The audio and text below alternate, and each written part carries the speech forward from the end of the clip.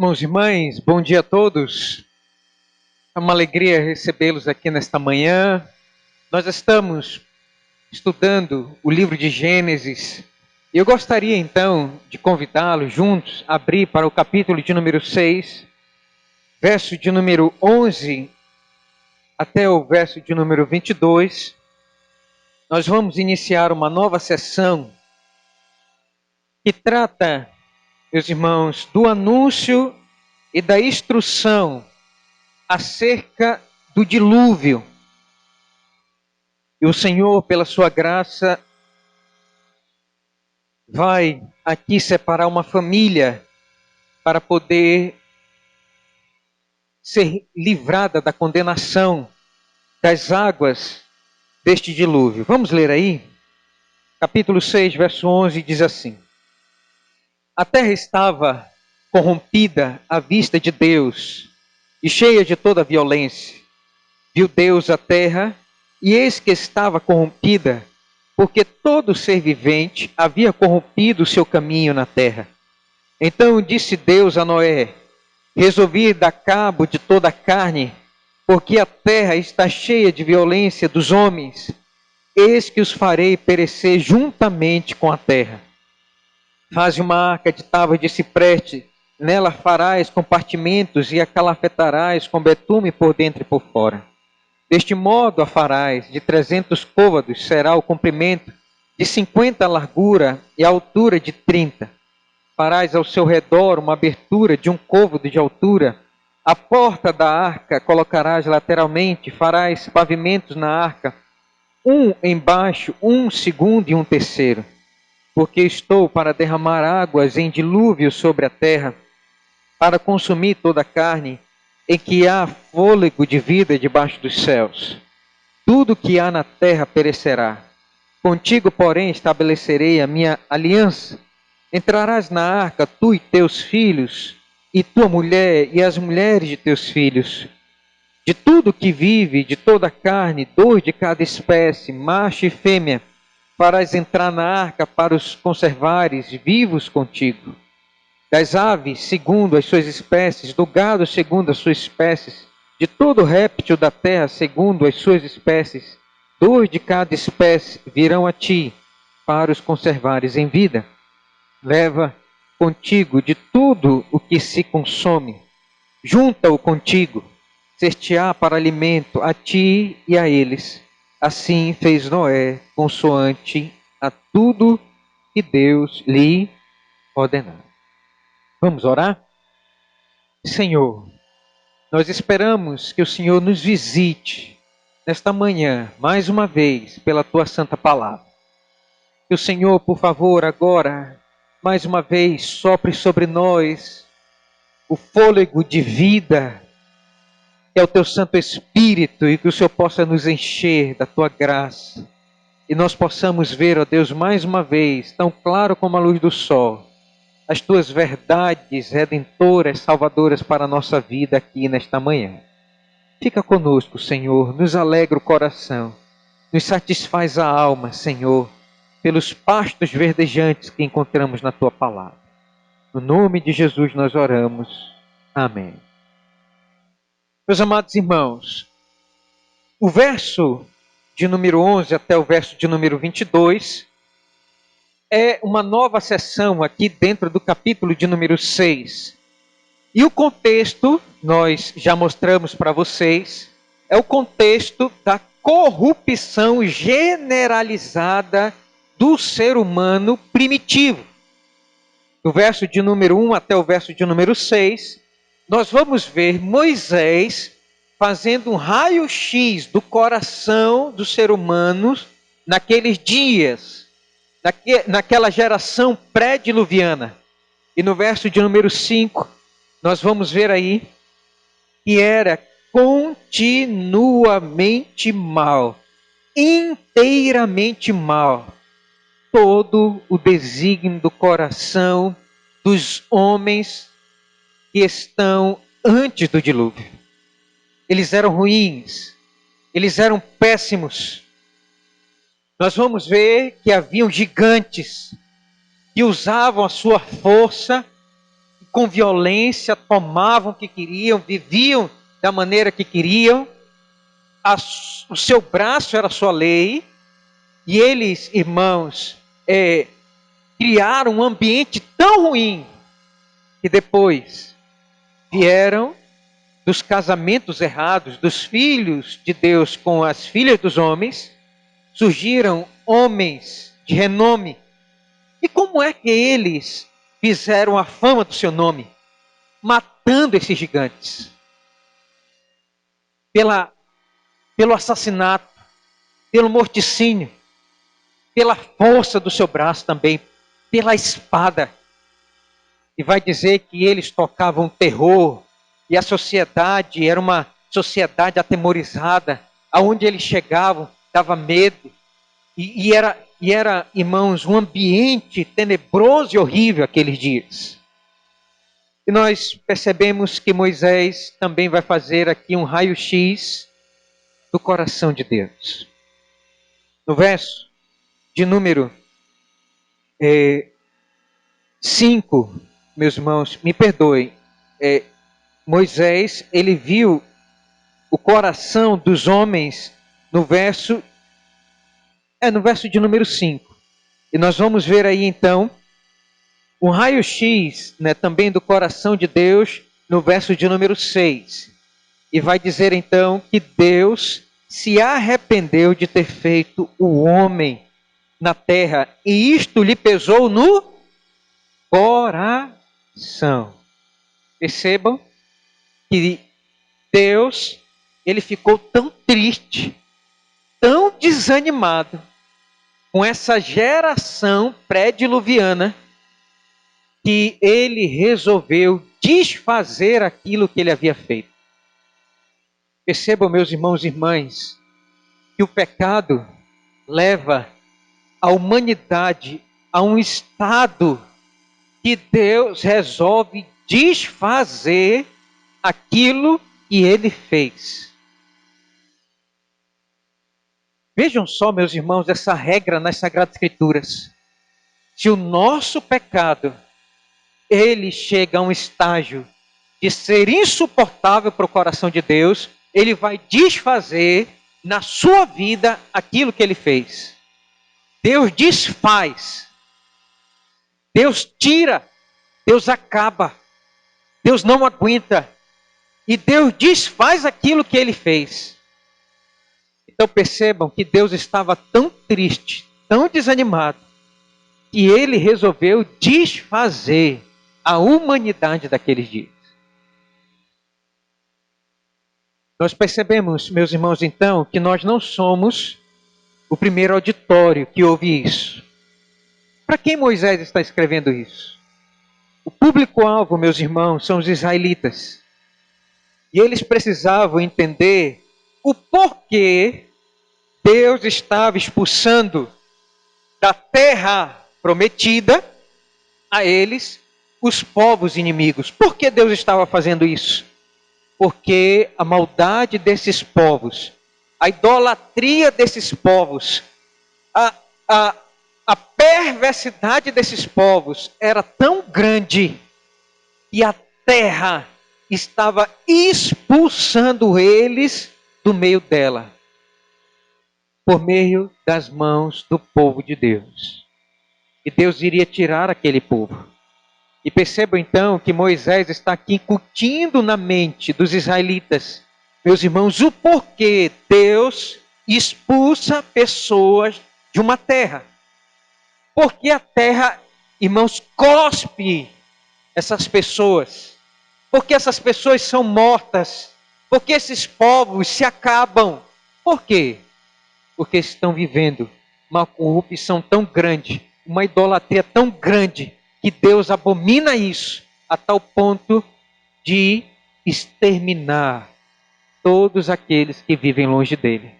Deus desfaz a vida, a família, Deus desfaz os filhos, Deus desfaz um povo inteiro, porque estão vivendo contrário à palavra de Deus.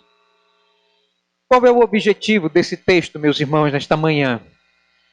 O objetivo é mostrar a resposta de Deus à corrupção universal. O objetivo desse texto é mostrar, irmãos, um juízo cataclísmico, um juízo, irmão, de proporções universais por causa do aumento da maldade no mundo. E esse texto também tem o objetivo de nos mostrar que a salvação é somente para um pequeno grupo, uma família pequena, 8 pessoas são preservadas da condenação das águas do juízo do dilúvio sobre a terra. Portanto, meus irmãos e irmãs, este texto aqui nos vai mostrar que Deus, Ele tem um juízo preparado para esse mundo dos nossos dias, que está caminhando para uma corrupção e uma maldade tão grande como nós estamos vendo. Deus tem um juízo para este mundo e nós temos que nos atentar para isso. E que Deus, meus irmãos, Ele vai salvar somente um pequeno grupo. Deus está preparando uma salvação não universal, mas uma salvação de uma parcela pequena daqueles que vão ser preservados da danação, da condenação eterna. E nós estamos caminhando para esses dias. E nós estamos vendo isso acontecer. E a nossa sociedade está assim, ruim, podre, até a medula. E nós estamos vivendo dias, irmãos, horríveis. E nós temos que ter a percepção que o juízo de Deus, por mais longânimo e paciente que seja, ele vai chegar. E Deus, ele só vai salvar uma pequena parcela de pessoas. Como foi no dia de Noé, assim será. Deus só vai preservar poucos dentro da arca que vai salvar a família de Deus. Então, meus irmãos, vamos olhar para esse texto e vamos perceber então alguns fatos que nós encontramos aqui, que Moisés registrou para nossa instrução, para a instrução do povo de Deus, para os judeus e também para nós hoje. E esse texto ele tem que ser aplicado para nós hoje, para a nossa vida hoje. Então, o que é que esse texto que fala de um dilúvio tem a ver conosco? Vamos olhar? Então, percebam aí, por favor. Em primeiro lugar, o primeiro fato que nós olhamos aqui é o estado da humanidade daqueles dias. Percebam aí o prefácio, como é que vai iniciar, verso de número 11 e verso de número 12. Olha só, irmãos, como Moisés vai descrever a humanidade aqui. Vamos ler? Diz assim: a terra estava corrompida à vista de Deus e cheia de violência. Viu Deus a terra, e eis que estava corrompida, porque todo ser vivente havia corrompido o seu caminho na terra. Meus irmãos, eu quero frisar aqui três verdades do estado, irmãos, que nós encontramos aqui a humanidade. Moisés aqui de forma literária, ele vai dividir isso aqui em sentenças, e você vai observar isso. E Moisés então, em primeiro lugar, ele fala aqui, meus irmãos, o estado que estava a humanidade. Ele vai iniciar dizendo aí, olha só, verso 11. A terra estava. Qual era o estado? Ele vai dizer aqui, corrompida à vista de Deus e cheia de violência. Então perceba, irmãos, que Moisés ele vai usar aqui 3 vezes o termo corrompido. Ele vai dizer corrompida, corrompida, corrompido, em apenas 2 versos. Isso aqui nos mostra, então, a divisão que Moisés está fazendo aqui, irmãos, nestes 2 versos. Em primeiro lugar, ele mostra o estado. Em segundo lugar, ele mostra a extensão. Em terceiro lugar, ele mostra a profundidade. Então, irmãos, vejam só o estado que a humanidade estava. A terra estava corrompida à vista de Deus e cheia de violência. Então, qual era o estado dessa sociedade pré-diluviana antes do dilúvio?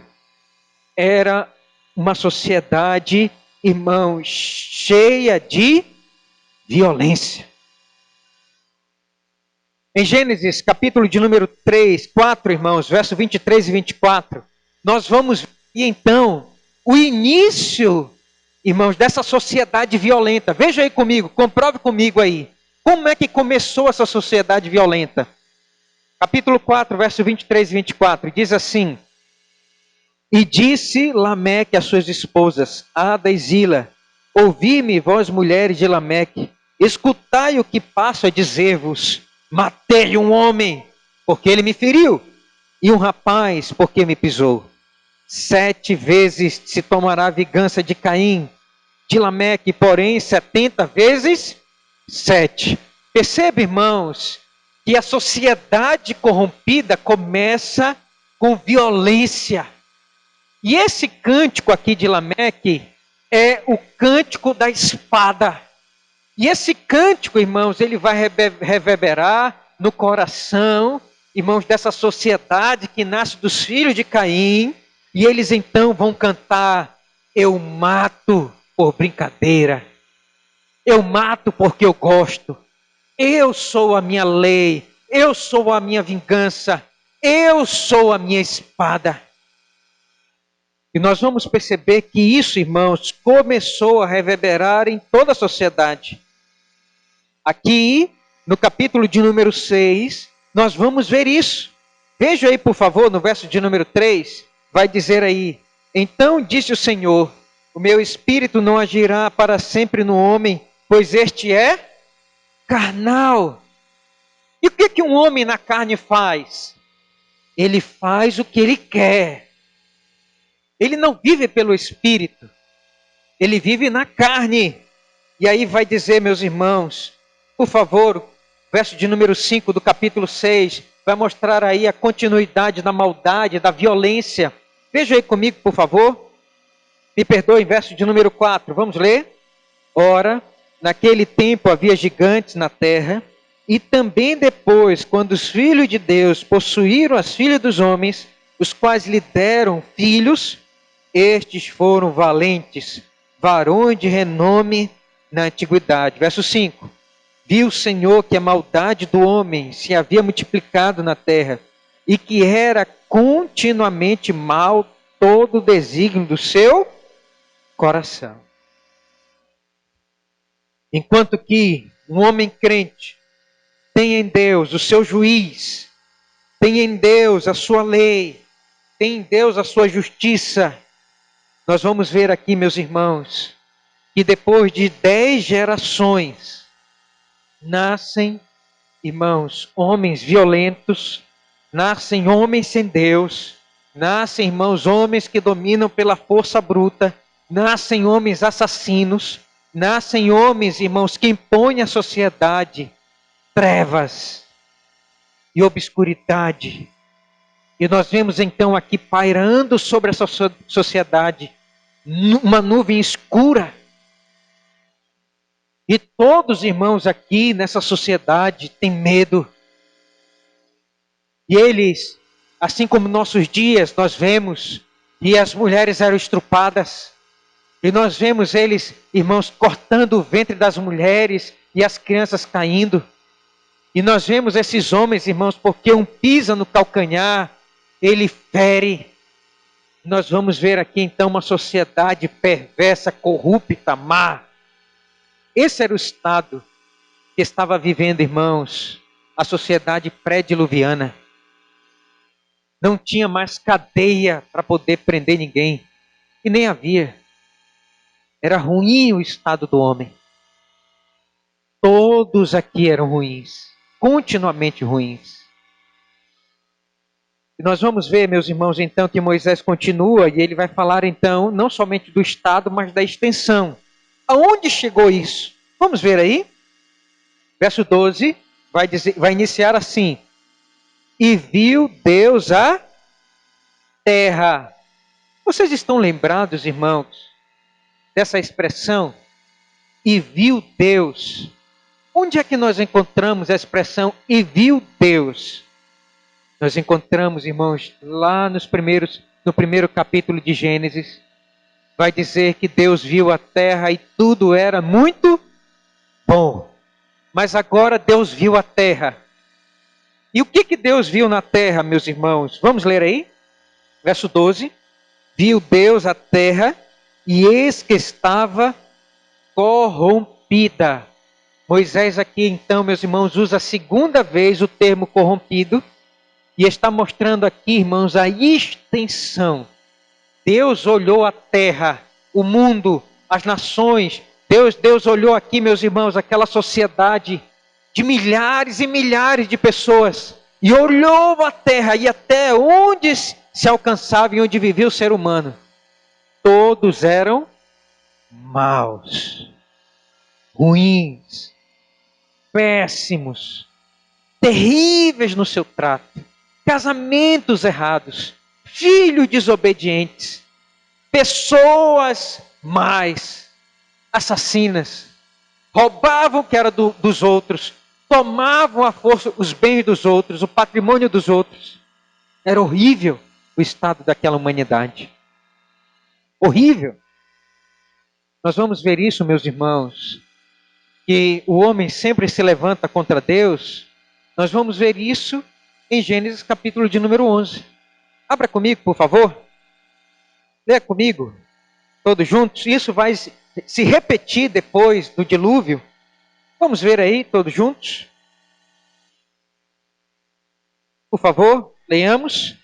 Ora, em toda a terra havia apenas uma linguagem e uma só maneira de falar. Sucedeu que, partindo eles do Oriente, deram com uma planície na terra de Siná, e habitaram ali e disseram uns aos outros: vinde, façamos tijolos e queimemo-los bem. Os tijolos servirão-lhes de pedra e o betume de argamassa. Disseram: vinde, edifiquemos para nós uma cidade e uma torre cujo tope chegue até os céus, e tornemos célebre o nosso nome, para que não sejamos espalhados por toda a terra. Qual foi então, meus irmãos, a ação de Deus? Então desceu o Senhor para ver a cidade, olha só, para ver a cidade e a torre que os filhos dos homens edificavam. E o Senhor disse: eis que o povo é um, e todos têm a mesma linguagem. Isto é apenas o começo. Olha só, está começando de novo. Agora não haverá restrição para tudo que intentam fazer. Vinde, desçamos e confundamos ali a sua linguagem, para que um não entenda a linguagem do outro. De sorte o Senhor os dispersou dali, pela superfície da terra, e cessaram de edificar a cidade. Chamou-lhe por isso o nome de Babel, porque ali confundiu o Senhor a linguagem de toda a terra, e dali o Senhor os dispersou por toda a superfície. Percebam, meus irmãos, a extensão da maldade, da vileza do coração do homem. Foi preciso Deus, irmãos, dividir a linguagem. Hoje nós não podemos nos comunicar em japonês, em chinês, em inglês, porque nós não sabemos, só se estudar muito. Porque Deus fez isso, porque era apenas o começo novamente da maldade do homem, da vileza, do pecado do homem. Vejam só, eles queriam tornar o nome deles célebre. E o que os homens aqui em Gênesis 6 queriam? Tornar o seu nome, irmãos, célebre. A mesma coisa. Então o homem sem Deus é assim. O homem sem Deus, ele busca os aplausos dos homens e não importa os meios. Se eu tiver que matar para ter nome, eu mato. Vá no presídio e você vai ver quantos mais um presidiário, um bandido, um ladrão mata, mais ele tem fama. E até hoje é assim. E a extensão da terra até onde Deus viu era assim. E Moisés, ele vai usar o terceiro termo, irmãos, a terceira vez aqui o termo corrompido. E ele vai nos mostrar aqui então a profundidade, estado, extensão e profundidade. Veja aí, por favor, o verso 12. Vamos ler juntos. Porque todo o ser vivente havia corrompido seu caminho na terra. Percebam, meus irmãos, que enquanto os homens de Deus que querem andar com Deus, eles tentam preservar, santificar sua vida, sua família, tentam aproximar pela religião, né, o seu coração de Deus, através do Evangelho, através, irmãos, das Sagradas Escrituras, através dos cânticos espirituais, eles tentam consagrar o seu caminho a Deus. Vai dizer aqui que o homem sem Deus, o que ele faz? Vai dizer Moisés que todos eles haviam corrompido os seus caminhos na terra. Irmãos, observem o que Moisés aqui está mostrando para mim e para você. Observe, irmãos, esse quadro escuro, negro, terrível, que está sendo pintado aqui. Essa era a sociedade. Eu pergunto para você, é muito diferente da nossa? É muito diferente da situação que nós estamos vivendo no Brasil e no mundo? Percebe, irmãos, o estado, a extensão e a profundidade da maldade do ser humano. Observe isso. Mas o texto vai continuar. E eu quero mostrar para vocês então, em segundo lugar, vamos ver qual foi a resolução divina que Deus tomou. Vamos ver aí? Vamos ler verso 13 a 17. Leiamos todos juntos. Então disse Deus a Noé: resolvi dar cabo de toda a carne, porque a terra está cheia de violência dos homens. Eis que os farei perecer juntamente com a terra. Faze uma arca de tábuas de cipreste. Nela farás compartimentos e a calafetarás com betume por dentro e por fora. Deste modo a farás. 300 côvados será o seu comprimento, de 50 a sua largura e a altura de 30. Farás ao seu redor uma abertura de 1 côvado de altura. A porta da arca colocarás lateralmente. Farás pavimentos na arca, uma embaixo, um segundo e um terceiro. Porque estou para derramar as águas em dilúvio sobre a terra, para consumir toda a carne, em que há fôlego de vida debaixo dos céus. Tudo que há na terra perecerá.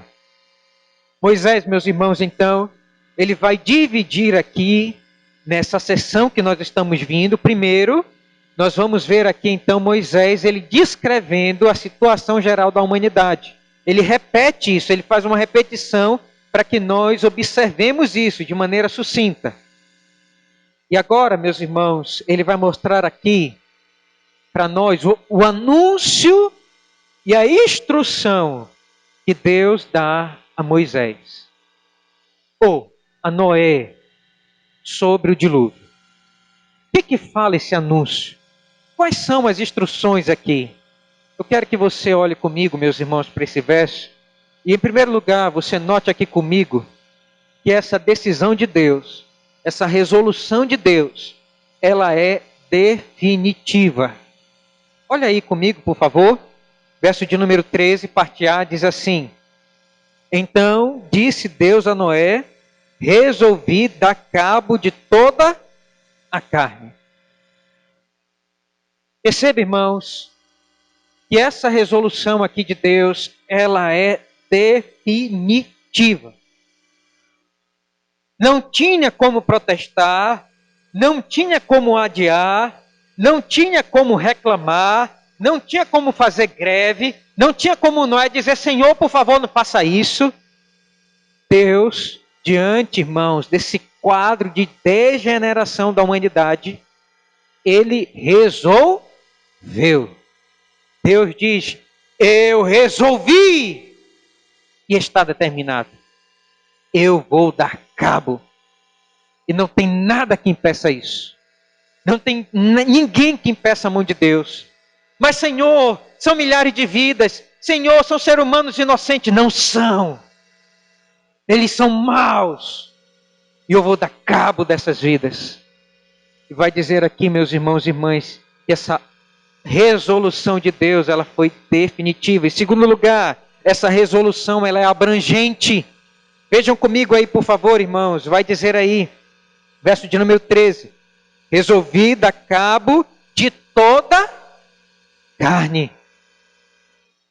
Percebam que essa resolução, ela é abrangente. E Deus vai dizer, irmãos, no final do verso 13: eis que farei perecer juntamente com a terra. Percebam aqui uma conexão entre a humanidade e a terra. Deus estava punindo a terra com um dilúvio por causa da humanidade. Perceba aqui, meus irmãos, que há atrelada à humanidade, irmãos, o estado em que a terra se encontra.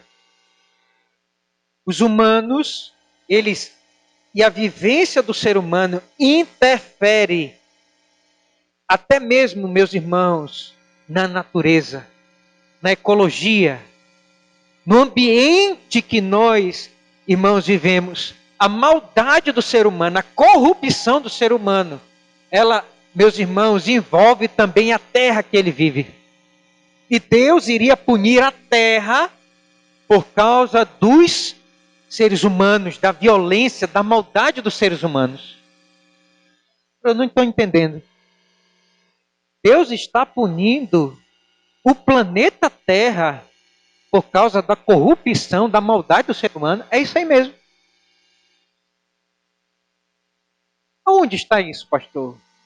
Querem ver? Por favor, abram comigo para Gênesis, capítulo de número 3. Vamos ler o verso 17 e 19. Leamos, diz assim, meus irmãos. E Adão disse: visto que atendeste a voz de tua mulher e comeste da árvore que eu te ordenara, não comesses, maldita é a terra por tua causa. Em fadigas obterás dela o sustento durante os dias da tua vida. Ela produzirá também cardos e abrolhos, e tu comerás a erva do campo. No suor do rosto comerás o teu pão, até que tornes a terra, porque dela fostes formado. Porque tu és pó, e ao pó tornarás. Por que, irmãos, Deus, ele amaldiçoou a terra? Por quê? Por causa do pecado de Adão. Percebam, meus irmãos, que a terra, ela é machucada, ela é ferida, ela é amaldiçoada. Por quê? Porque Adão, ele veio da terra. Aqui está, meus irmãos, um entendimento teológico sobre a ecologia. Por que, irmãos, Deus amaldiçoou a terra? Porque por causa do ser humano que veio da terra. E a terra, irmãos, cobra tudo aquilo que o ser humano faz de errado. E ela sofre por causa que nós, irmãos, vivemos de maneira errada sobre a terra. Olhem comigo, por favor, agora, Gênesis, capítulo de número 4, verso de número 10. Leiam comigo, por favor. Gênesis 4:10 diz assim, vamos ler juntos? E disse Deus: que fizeste? A voz do sangue de teu irmão clama da terra a mim. Olha só. De onde clamava, irmãos, o sangue de Abel, que foi morto por Caim? Da terra. a terra, irmãos, sente. A terra, irmãos, ela absorve a maldade do ser humano, os assassinatos, porque ela vai tomar o corpo morto e a terra vai absorver isso. Percebam, meus irmãos, que há uma conexão, então, entre a vivência do ser humano aqui e a terra. Mas, pastor, o senhor está exagerando. Não é assim, não. Eu não entendo isso. Essa ecologia, essa teologia ecológica, não faz sentido para mim. Irmãos, abram comigo para Gênesis 6. Olha aí o que diz, por favor. Vamos ler todos juntos, irmãos, versos 5 e 6. Viu o Senhor que a maldade do homem se havia multiplicado na terra, e que era continuamente mal todo o desígnio do seu coração. Então se arrependeu o Senhor de ter feito o homem na terra, e isso lhe pesou no coração. Portanto, irmãos e irmãs, a conduta da humanidade afeta diretamente o ambiente onde ele vive. Aqui está, meus irmãos, e você tem que ter esse juízo. Quanto mais, irmãos, mal for a conduta do ser humano, mais a natureza vai gemer. E vai dizer aqui, meus irmãos, que a decisão de Deus, ela é abrangente, porque Deus, irmãos, não somente vai destruir o ser humano, mas ele vai afetar completamente, irmãos, toda a terra, todo o ambiente que nós vivemos, por causa da maldade do ser humano. Possivelmente havia somente, irmãos, uma terra, a Pangeia, um ambiente onde o homem vivia. E agora, por causa do dilúvio, tudo vai se quebrar, tudo vai se dividir, tudo, irmãos, vai se espalhar por causa da maldade do ser humano na terra. E a terra também vai sofrer, não tem exceção, não tem meio termo, todos vão ser condenados com a água do dilúvio. E essa decisão, meus irmãos, ela também não é somente uma decisão definitiva, abrangente, mas ela é uma decisão revelada. Leiam comigo, por favor, todos juntos, verso de número 13. Vamos ler, capítulo de número 6, verso 13. Diz assim: Então disse Deus a Noé: Resolvi dar cabo de toda a carne, porque a terra está cheia de violência dos homens, e eis que farei perecer juntamente com a terra. Para quem Deus está falando isso? Para Noé. E eu quero, meus irmãos, frisar esse ponto aqui. Deus, irmãos, fez uma decisão, uma resolução de destruir toda a terra. Mas nós vamos ver aqui, irmãos, que Deus ele resolve revelar isto a Noé. O texto fala que Deus falou para Noé, com Noé. Isso aqui, meus irmãos, então, nos mostra que Deus, ele estabelece um contato, um relacionamento com pessoas neste mundo que não é normal com todas as pessoas. Percebam aqui, meus irmãos, que Deus, ele fez Noé o seu confidente. Deus não falou mais para ninguém. Deus falou para Noé, para a família de Noé. E Noé, meus irmãos, aqui nos mostra então que Deus, ele estabelece uma relação especial com alguns seres humanos, a quem ele, irmãos, ama e que com ele anda. E ele resolve então revelar os seus planos. E Deus aqui mostra então os seus desígnios. E Deus abre o seu coração para falar com Noé. Nós lembramos então, meus irmãos, de Abraão. Lá em Tiago, capítulo de número 2, verso 23, vai dizer, irmãos, que Deus se revelou a Abraão. Sabe por quê? Porque Abraão era amigo de Deus. E nós lembramos do capítulo de número 18 de Gênesis, que nos mostra isso. Abram comigo para lá, por favor. Gênesis, capítulo de número 18.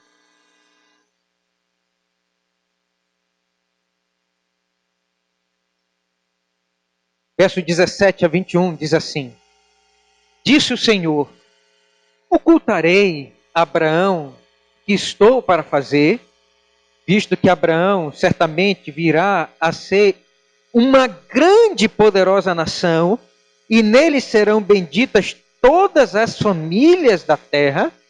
Olha só, irmãos, Deus aqui resolve revelar a Abraão que ele estava para destruir Sodoma e Gomorra. Por que Deus resolve fazer isso? Porque Abraão foi escolhido por Deus para abençoar todas as famílias da terra. Porque Deus ia usar a vida e a família de Abraão para isso. Porque Abraão andava com Deus. Porque Abraão era amigo de Deus. Veja aí, meus irmãos, o que ele vai dizer no verso de número 19. Porque eu o escolhi para que ordene a seus filhos e a sua casa depois dele, a fim de guardarem o quê? Que guardem o caminho do Senhor e pratiquem a justiça e o juízo, para que o Senhor faça vir sobre Abraão o que tem falado a seu respeito. Disse mais o Senhor: com efeito, o clamor de Sodoma e Gomorra tem se multiplicado e o seu pecado tem se agravado muito. Descerei e verei se de fato o que tem praticado corresponde a esse clamor que é vindo até mim, e se assim não é, sabê-lo-ei. Então perceba, irmãos e irmãs, que Deus tem uma afinidade com aqueles a quem Ele resolve escolher para se relacionar com eles. Deus conta os seus segredos. Deus abre o seu coração. Deus, irmãos, conta as suas resoluções. Eu vou ocultar de Abraão, que vai ser o pai da nação de Israel, eu vou ocultar? Não, não vou ocultar.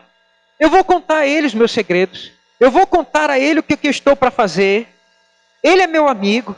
Eu vou revelar a ele a minha vontade. Ele está debaixo da minha lei e do meu juízo. E vai dizer então, meus irmãos, que assim como Noé, antes de Abraão, Deus, ele fala, ele revela, ele abre os seus planos para poder contar para aqueles que andam com ele, que têm afinidade de alma com ele, que têm o seu coração posto na sua lei e no seu evangelho.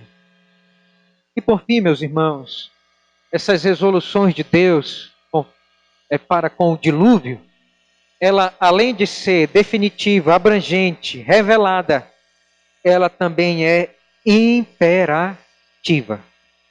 Veja aí comigo, por favor, no verso de número 14. Volte lá comigo para o capítulo 6, verso 14. Vamos ler? Faze uma arca de tábuas de cipreste. Nela farás compartimentos e a calafeterás com betume por dentro e por fora. Qual era, irmãos, a ordem que Deus deu aqui para Noé? Faze uma arca. Percebam que a resolução aqui de Deus é imperativa, Ele está mandando. Deus aqui não está sugerindo: olha, Noé, se tu quiseres ter um caminho de salvação e te livrar, quem sabe, com esse povo ruim e mau dessa geração pré-diluviana, então, quem sabe, faz aí um barquinho e te livra. Não. Percebam, meus irmãos, que a ordem para a salvação da condenação das águas do dilúvio, ela é uma resolução imperativa. Deus, ele fala para o crente: faze. E Noé, meus irmãos, passou anos, séculos. Noé, meus irmãos, gastou tempo para fazer uma arca de 100 e poucos metros. com 3 compartimentos. Porque o único caminho para a salvação, meus irmãos, era a arca. E por isso, meus irmãos, a salvação de Deus, ela não é uma sugestão, ela é uma ordem. E se nós queremos nos salvar, salvar nossa família, como Noé salvou sua família, Deus diz: faze uma arca. É uma ordem. Deus aqui, meus irmãos, está mandando. Deus está ordenando. Não tem outro meio. Não tem meio termo. Noé não salvaria a sua família fazendo, irmãos, uma boia, um barco pequeno. Quando Deus quer salvar, Ele tem, meus irmãos, as medidas. Ele tem, meus irmãos, a descrição. Ele instrui. E Noé, ele é instruído aqui a fazer tudo o que ele tinha que fazer para poder se salvar das águas turbulentas, do juízo, do dilúvio. Por isso a resolução de Deus para Noé é: faze. Não demora, faz logo. E nós vamos, irmãos, ver aqui, em terceiro lugar, nós estamos concluindo aqui o texto, entendendo que Moisés está escrevendo aqui. E Moisés aqui vai então, meus irmãos, relatar, em último lugar, a aliança que Deus faz com Noé. Venham comigo, por favor, verso 18 a 22. Vamos ler todos juntos?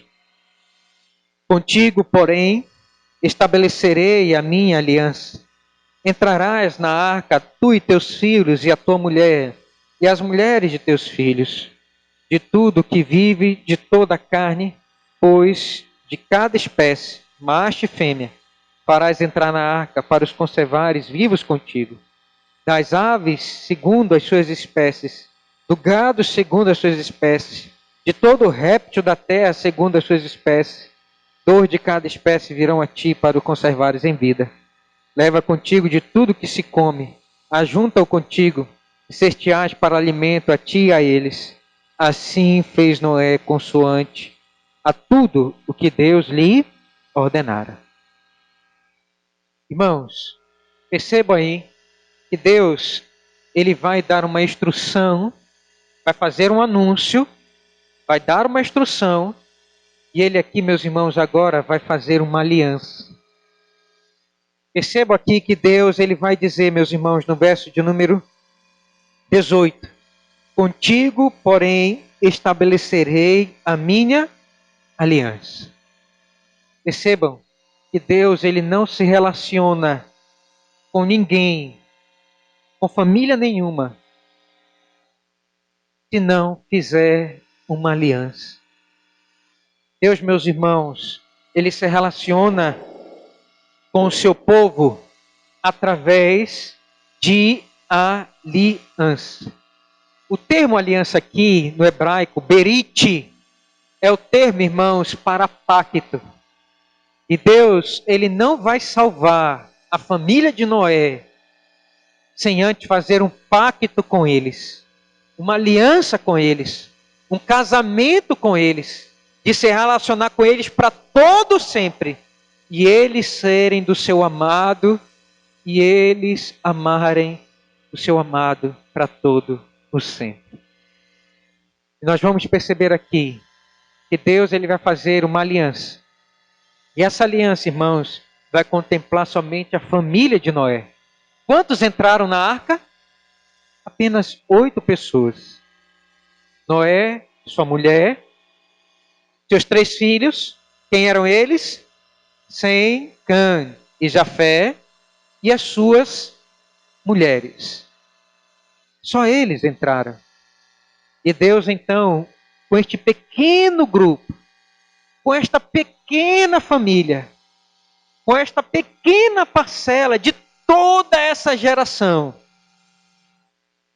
de homens que viviam milhares e milhares de anos, centenas de anos, e todos esses filhos que nasceram, dessas 10 gerações, somente 8 pessoas, Deus fez aliança com eles. Mas interessante, irmãos, é que você vai ver aqui a extensão dessa aliança.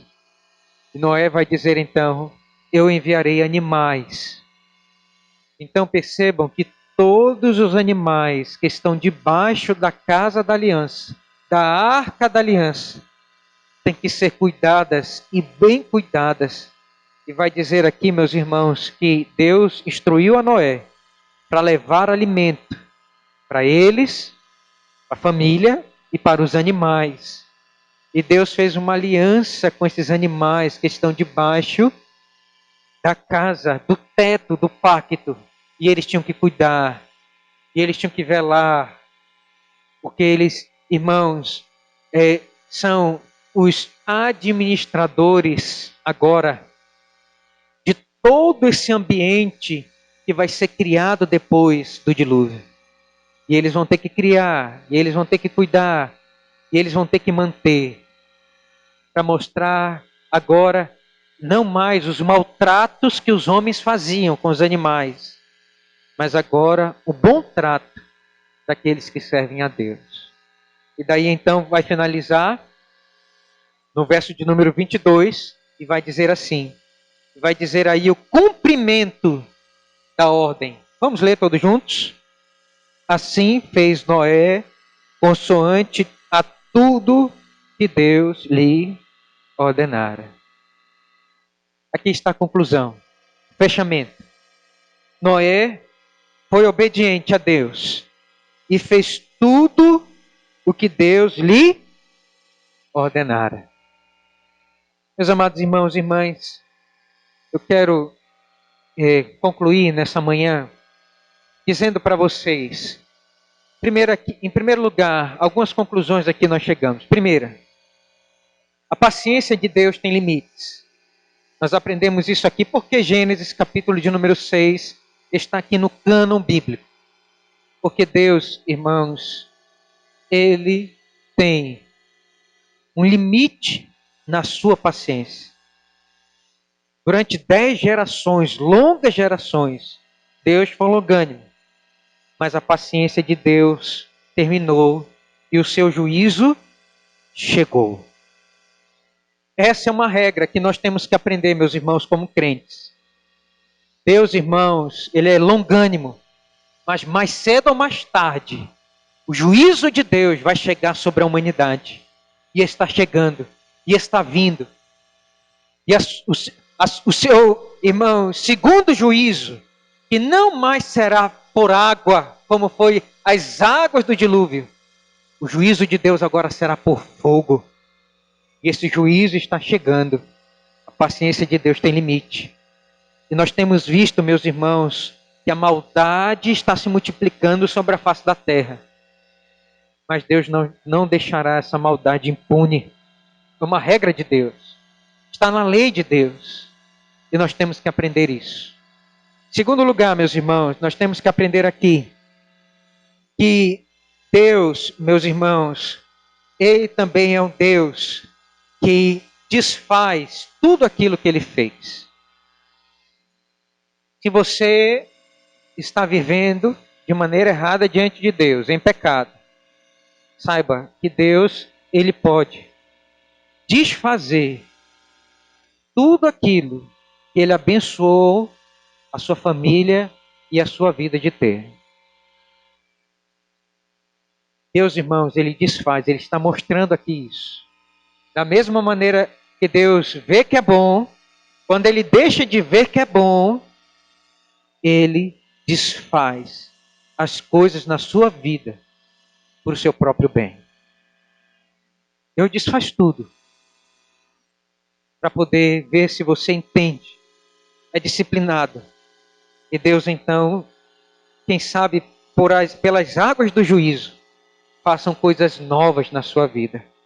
Então nós aprendemos isso aqui, Deus está desfazendo o que Ele fez em Gênesis capítulo de número 6, para poder refazer de novo, de uma maneira santa, abençoada e renovada. Mas nós aprendemos aqui, meus irmãos, também, nesse texto, que Deus, irmãos, Ele faz tudo isso para mostrar que Ele nos ama em Jesus Cristo. Se Ele tem uma aliança com você, se Ele tem um pacto com você, Deus, Ele vai preservar sua família, sua vida, sua espiritualidade, irmãos, dentro da arca de Deus. Qual é a arca de Deus hoje? A cruz. E se nós estivermos debaixo da cruz e colocarmos a nossa fé na cruz de Cristo, Deus vai preservar a nossa família. Eu quero, meus irmãos, aqui finalizar fazendo algumas aplicações para que você leve no seu coração. Eu vou precisar que você abra comigo alguns textos para a gente comprovar isso, tá bom? Então, a primeira aplicação que esse texto aqui nos ensina, vamos ler todos juntos? Em primeiro lugar, o aumento da maldade humana, da corrupção humana, é um sinal, meus irmãos, de que o juízo de Deus está próximo. Eu quero que você, nessa manhã, saiba ler os seus dias.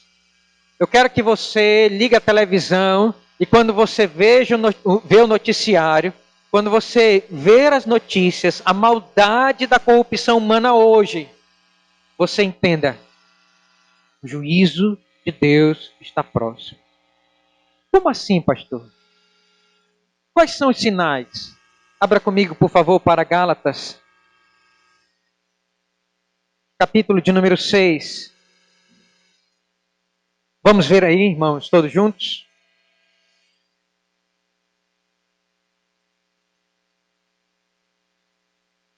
Gálatas, capítulo de número 6. Nós vamos ler, irmãos, do verso 19.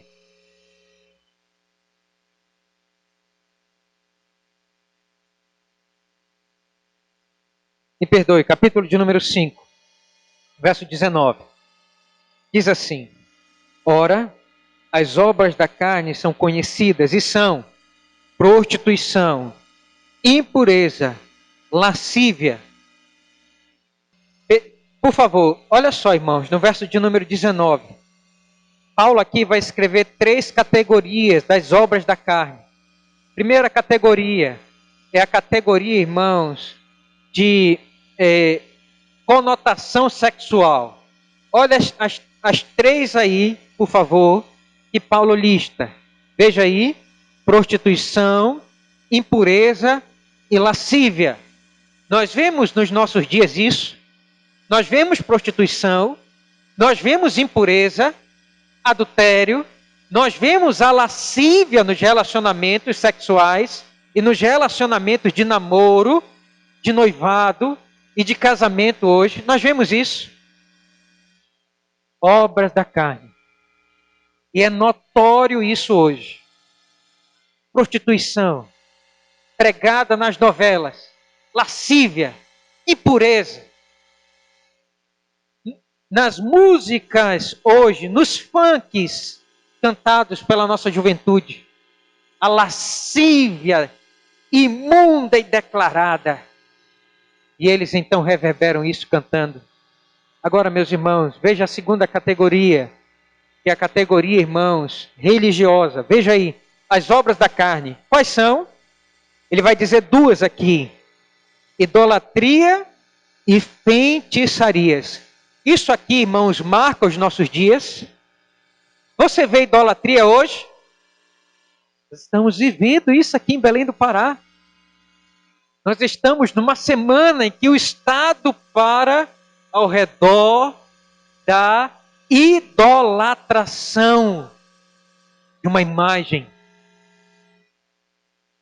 E o salmista, meus irmãos, ele vai dizer no Salmo de número 115, aqueles que adoram ídolos se tornam como eles. Eles não veem, eles não ouvem, eles não enxergam. E assim mesmo se tornam as pessoas que fazem isso. São pessoas que não veem, que não entendem, que não enxergam o que estão fazendo. São idólatras, obras da carne. Mas não somente a idolatria, meus irmãos, mas vai dizer aqui também Paulo, a feitiçaria. Você pode observar hoje nos desenhos para as crianças o diabo agindo e você vai ver lá desenhos de caveiras, desenhos de bruxas. E nós vamos ver, irmãos, a nossa sociedade mergulhada em um religiosismo obscuro, cada vez mais em magias negras e devotados à macumbaria, né, ao espiritismo, que é a macumbaria branca e tudo mais. E nós vamos ver aí então, irmãos, isso sendo nítido nos nossos dias. Mas nós vamos ver aqui uma terceira categoria das obras da carne que marcam os nossos dias. São, irmãos, aqui a terceira categoria é a categoria de relacionamentos. Veja aí comigo, por favor, e vai dizer aí: inimizades, porfias, ciúmes, iras, discórdias, dissensões, facções, invejas, bebedices, glutonarias e coisas semelhantes a estas, a respeito das quais eu vos declaro, como já outrora vos preveni, que não herdarão o reino de Deus os que tais coisas praticam. Irmãos, Paulo vai listar aqui 8 características. 8. Percebam, 3 de conotação sexual, 2 de conotação religiosa e 8 características, irmãos, sobre relacionamentos malfadados. E vai dizer aí que as obras da carne, meus irmãos, são inimizades, porfias, ciúmes, ira, discórdia, dissensões, facções. Horrível. E é assim que nós estamos vivendo. Vocês querem se relacionar com o ímpio? Vocês querem, né, se relacionar com o mundo? O que vai acontecer? Isso aqui. Ciúmes, iras, facção, discórdia. Você quer se juntar com o mundo? O que vai ter? Bebedices. E ele vai continuar aí, vai dizer glutonarias. É isso, meus irmãos, que uma pessoa sem Deus vive. E nós vamos ver a nossa sociedade cada vez mergulhada nisso. Para finalizar, irmãos, olhem comigo, por favor, 2 Timóteo, capítulo de número 3. Quais são os sinais dos fins dos tempos? Olhem comigo, por favor. 2 Timóteo, capítulo 2, verso 3, de 1 a 5, diz assim: sabe, porém, isto nos últimos dias sobrevirão tempos difíceis, pois os homens serão egoístas, avarentos, jactanciosos, arrogantes, blasfemadores, desobedientes aos pais, ingratos, irreverentes, desafeiçoados, implacáveis, caluniadores, sem domínio de si, cruéis, inimigos do bem, traidores, atrevidos, enfatuados, mais amigos dos prazeres que amigos de Deus, tendo forma de piedade, negando-lhe entretanto o poder. Foge também destes. Como era nos dias de Noé, assim. Como é nos nossos dias hoje, assim. Irmãos, este é o retrato da sociedade terrível, dos dias tenebrosos, de dias sem lei. Irmãos, a quem recorrer? Nós estamos vivendo assim, meus irmãos. E o apóstolo Paulo, ele vai alertar a mim e a você e vai dizer: foge. Não se miscua com o mundo, foge. Tenha cuidado com o mundo, por quê? Porque eles são assim, atrevidos, infatuados, inventores de males. Cuidado, foge deles. Foge. Isso é um alerta, irmãos. A nossa sociedade está assim. E o apóstolo Paulo nos ajuda a remar contra a maré. Enquanto que Noé estava vendo a sociedade dos dias deles indo embora, ladeira abaixo, Noé pegou a arca e estava remando contra a maré. Então nós devemos fazer o mesmo sentido. Não devemos ir, irmãos, na maré, na corrente que a sociedade hoje vai. Pós-moderna, mundana, satânica vai. Deixa eles irem. E eles vão encontrar o juízo de Deus. E que o Senhor nos livre dessa danação que eles vivem. Uma danação. Uma vida de danação e de condenação que eles vivem. Que nós possamos fugir disso. Mas em segundo lugar, irmãos, eu queria que você levasse no seu coração isso. Vamos ler? A terra. Eu queria que você levasse isso no seu coração, meus irmãos. Porque Deus, ele destruiu a terra. Porque Deus, com as águas do dilúvio, ele rompeu a Pangeia, destruiu tudo. O clima mudou, o ar que respiramos mudou. Por que Deus afetou a terra? Porque isso está ligado à maldade humana. Veja comigo, abra comigo, por favor, para Levítico, capítulo de número 18. Quero que você aprenda um pouquinho da teologia ecológica. Qual é a teologia ecológica que o crente deve ter? O que é que nós devemos entender sobre essa questão da terra? Abra comigo, Levítico 18, verso 24 a 30. Vamos ler todos juntos? Diz assim: com nenhuma destas coisas vos contaminareis, porque com todas estas coisas se contaminaram as nações que eu lanço diante de vós. E a terra se contaminou, e eu visitei nela a sua iniquidade, e ela vomitou os seus moradores. Irmãos, quem aqui já vomitou? Vomitar é muito ruim, não é? Irmãos, vomitar é algo, meus irmãos, terrível.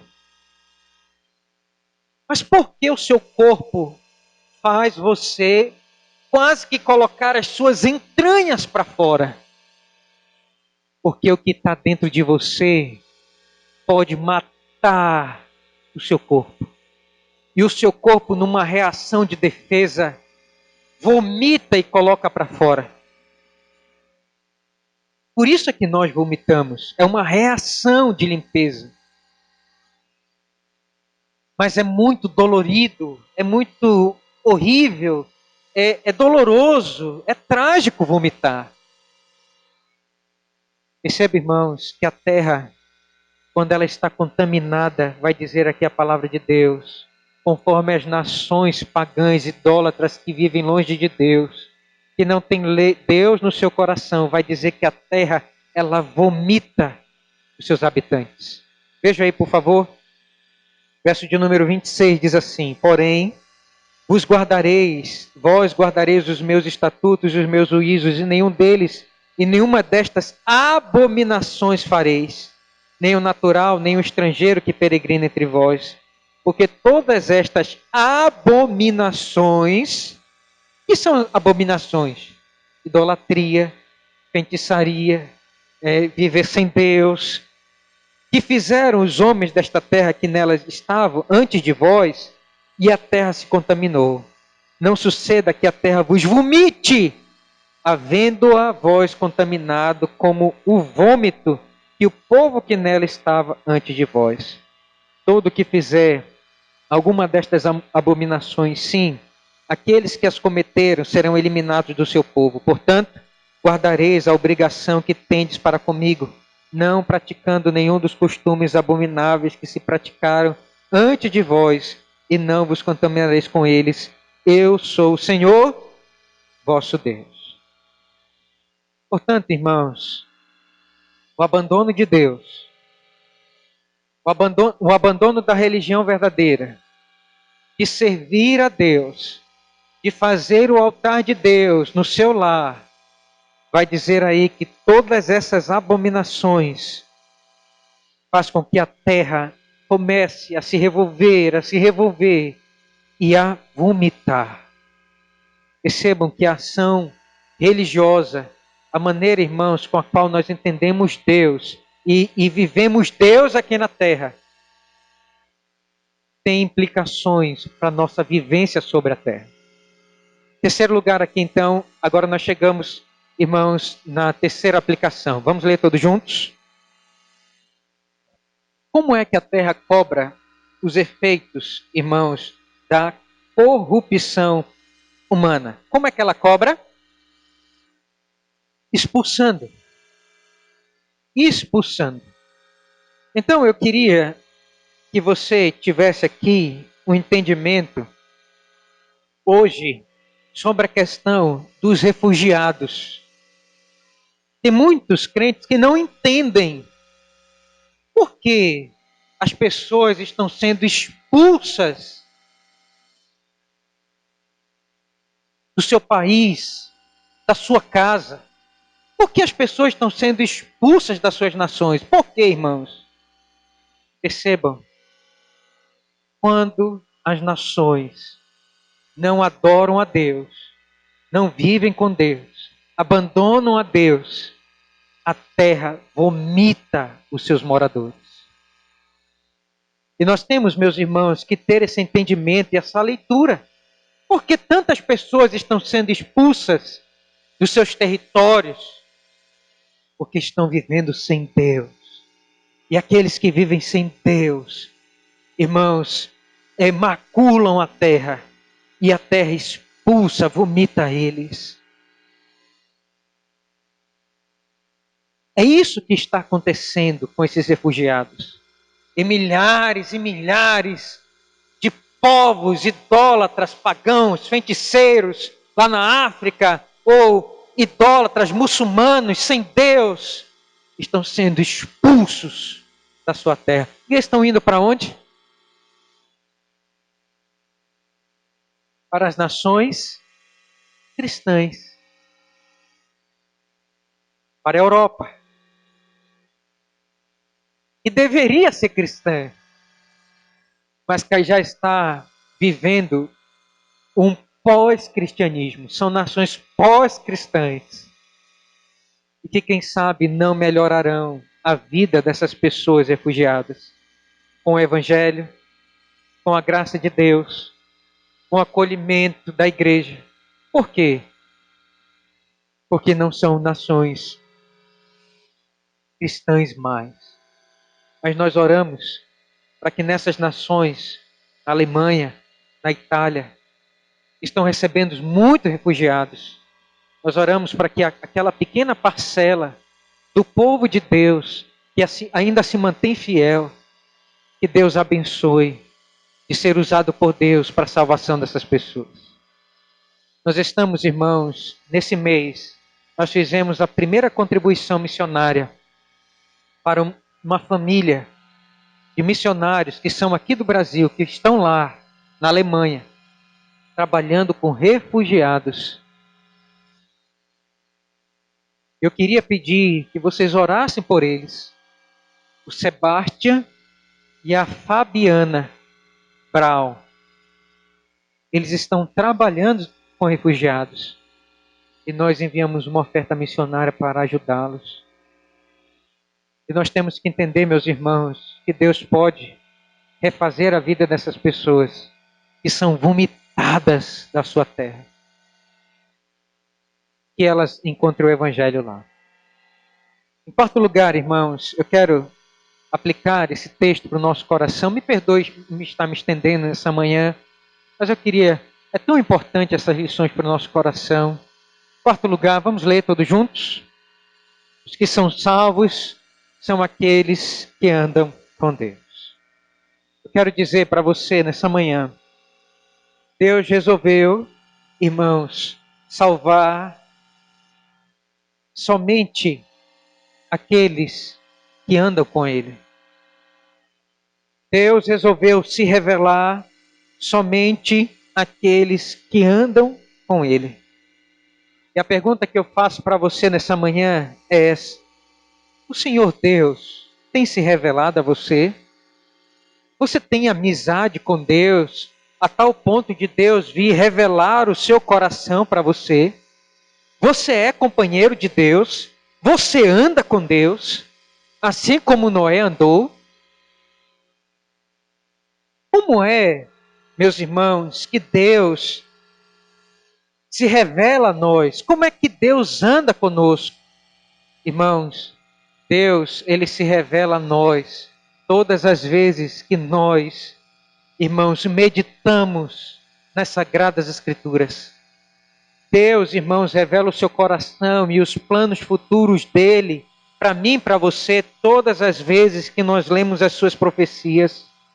O Senhor Jesus Cristo se revela a nós todas as vezes, irmãos, que nós meditamos na sua palavra. Deus se revela a nós pelo seu evangelho. Deus está, irmãos, falando conosco pela sua palavra. E se você lê a Bíblia em voz alta, em voz audível, Deus está falando com você de voz audível, porque a sua palavra é a sua voz. E Ele se revela a nós pela Bíblia. Então, se você quer andar com Deus, você tem que ler a Bíblia. Você tem que ser um servo de Deus que ame as Sagradas Escrituras. É assim que Deus se revela a nós. E se você quiser, saber mais de Deus, você tem que se interessar. E você tem que estudar teologia. E você tem que dizer, pastor, me indique um curso teológico. E eu quero conhecer mais profundamente sobre a teologia, sobre Deus, sobre escatologia, sobre pneumatologia, sobre soteriologia. Senhor, eu quero conhecer mais de Ti, Senhor. Porque eu quero andar com o Senhor, como Noé andou. Hoje, meus irmãos, Deus, Ele não se revela a nós, não fala conosco de maneira direta. Naqueles dias, Deus falava de maneira direta. Por quê? Porque ainda não tinha o cânon das Sagradas Escrituras. Mas hoje, Deus nos fala pela sua palavra. Então, é necessário, se nós quisermos andar com Deus, estudar muito, muito, não é pouco não, é muito, a palavra de Deus. É assim que Deus fala conosco. É assim que Deus se revela conosco, a nós. E é assim que nós, irmãos, vamos ter experiências indeléveis com Deus, quando nós conhecermos a Deus.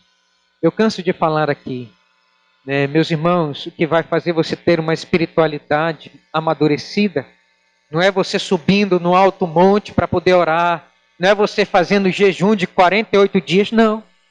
Sabe como é que você é cheio do Espírito? Quanto mais você estuda, memoriza e aprende da palavra de Deus. É assim que você vai andar com Deus. É assim que você vai ter Deus na sua vida. Para finalizar, meus irmãos, em quinto e último lugar, vamos ler aí todos juntos? A salvação do mundo é para um grupo pequeno. Eu quero dizer isso aqui para você nessa manhã. Quem sabe você possa ser um universalista. Você sabe o que é um universalista? É aquele que lê João, capítulo de número 3, verso 16, entendendo que Deus vai salvar todo mundo. O que o Senhor Deus fala em João, capítulo 3, verso 16? Vocês que são bons crentes, vamos recitar? Porque Deus amou o mundo de tal maneira que deu seu Filho unigênito para que todo aquele que nele crê não pereça, mas tenha vida eterna. Deus amou algumas pessoas? Não. Deus amou o mundo. Então, os universalistas são aqueles que entendem que no final das contas não haverá inferno e que Deus vai salvar todo mundo. Quem são universalistas? Os evangélicos têm uma ala que são universalistas. Quem são universalistas? Os espíritas. Eles são universalistas. Eles entendem que não existe morte, mas reencarnações. E você vai se reencarnando e melhorando até você ser um homem perfeito como foi o Senhor Jesus Cristo na face da terra. Então não existe inferno.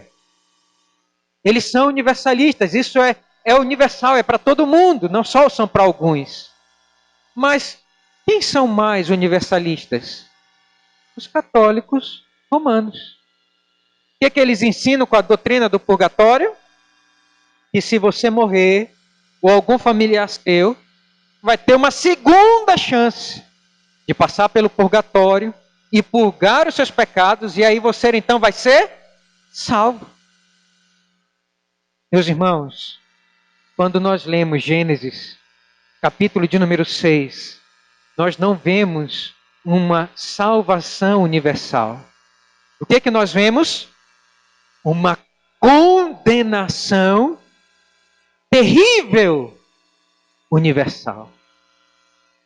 Meus irmãos, desde o princípio até a consumação, Ele não vai salvar todos.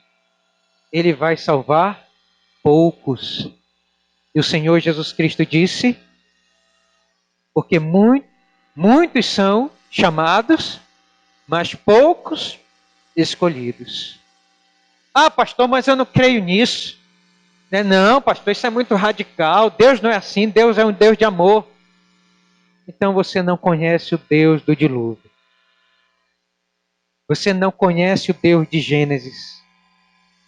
Deus, irmãos, Ele é um Deus que salva poucos dentro de uma arca. E esse termo, meus irmãos, arca, ele é o mesmo termo, irmãos, usado por Moisés lá quando ele foi salvo dentro de um cesto. Qual é o termo lá para cesto? Arca. E foi colocado betume e ele foi salvo por sobre as águas. Esse é o significado do nome de Moisés, salvo sobre as águas. Então Moisés usa o termo aqui em Gênesis 6, arca. Então somente aqueles que entrarem na arca de Deus terão a sua vida salva do inferno, da condenação, do fogo. Isso, meus irmãos, significa que somente aqueles que colocarem a sua vida na cruz e aos pés da cruz serão salvos da ira vindoura. A primeira ira foi por água, a segunda por fogo.